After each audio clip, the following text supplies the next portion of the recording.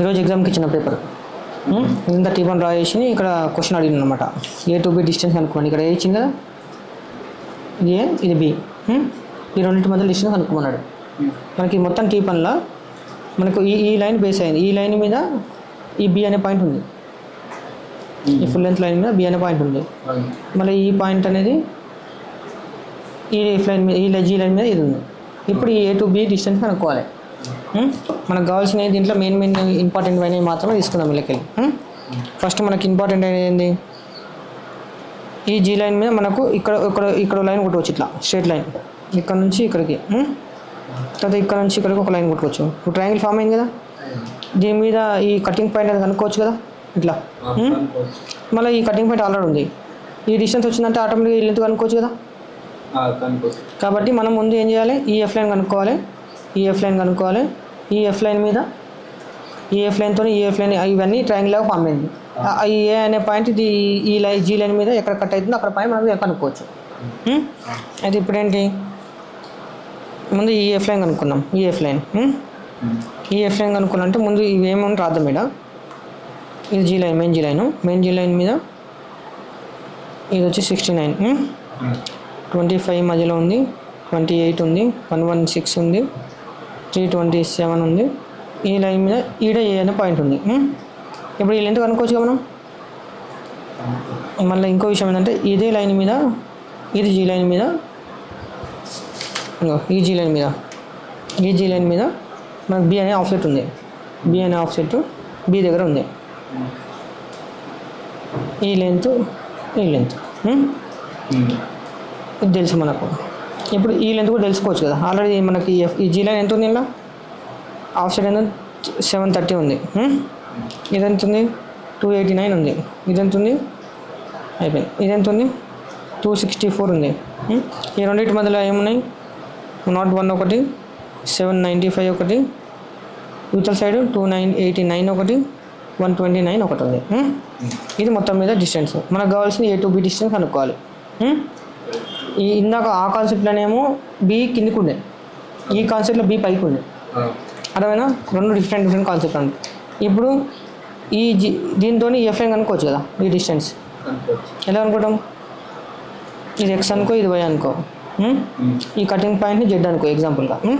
ఇప్పుడు మన girls first AX equals to √289 minus 69 whole square plus 25 plus 28 plus 116 plus 327 whole square. అంతేనా, calci తీసుకో.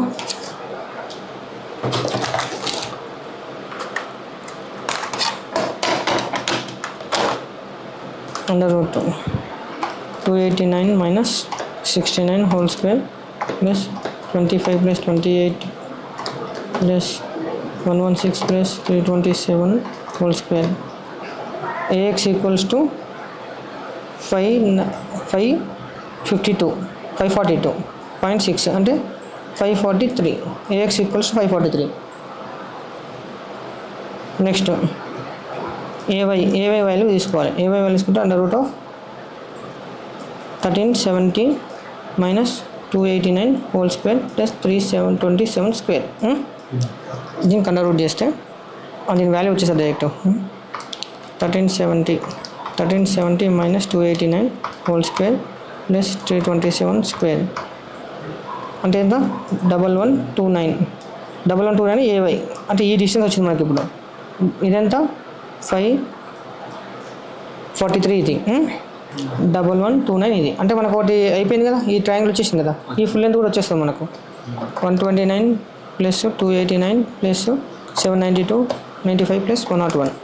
ఈ ఫుల్ లెంత్ 1314. ఇంకేనా, ఇప్పుడేంటి ఈ ఫుల్ లెంత్ 1314,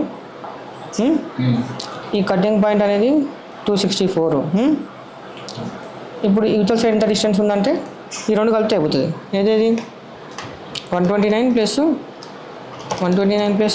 289 ఈ రెండింటిని కలిపితే 418 ఇక్కడ వస్తుంది, ఇక్కడ సైడ్ వచ్చింది మనకి. ఈ డిస్టెన్స్ తెలుసు ఏ పాయింట్ వద్దకి 1129 543.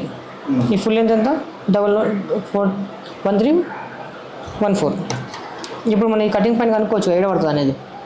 ఈ జెడ్ వాల్యూ అంటే ఏ జెడ్ వాల్యూ ఏజెడ్ వాల్యూ అనేది ఏజెడ్ వాల్యూ రాదు, ఫస్ట్ ఇది వస్తుంది. ఇది ఏం వాల్యూ, ఇది వై వాల్యూ అనుకున్నాం, ఇది ఎక్స్ అనుకున్నాం. అంటే మనం కనుక్కునేది వైజెడ్ వాల్యూ. వైజెడ్ వాల్యూ కనుక్కొని మనం ఏం చేయాలి, మనకి ఈ ఫార్ములా ఇది కాదు, ఈ ఫార్ములా ఏంది, బేస్ స్క్వేర్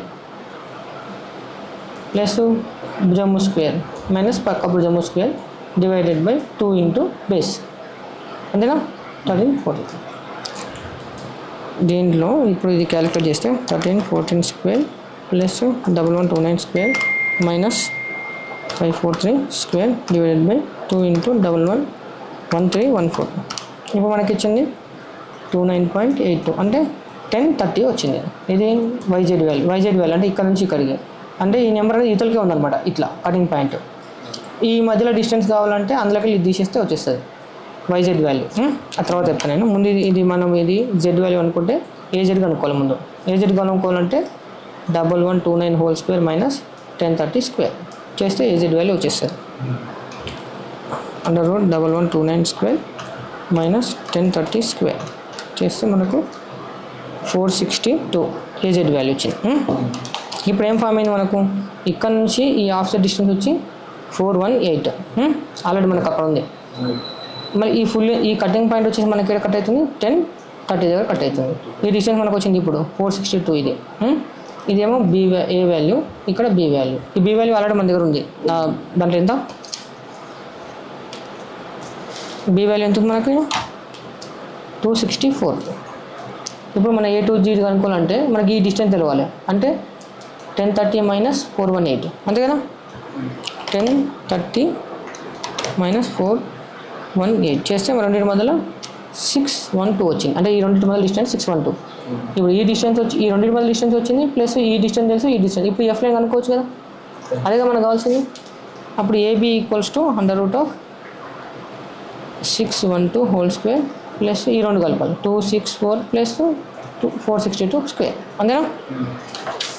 గెయిన్ చేస్తే ఏమవుతుంది మనకు under root 612 square plus 264 plus 462 whole square ఎంత వచ్చింది మనకు ఈక్వల్స్ టు 949.53 అంటే 950 రాసుకోవచ్చు. AB డిస్టెన్స్ ఈక్వల్స్ టు 590 ఇదే ఆన్సర్. మన స్కేల్ పెట్టి కొలిచిన అంతే వచ్చింది.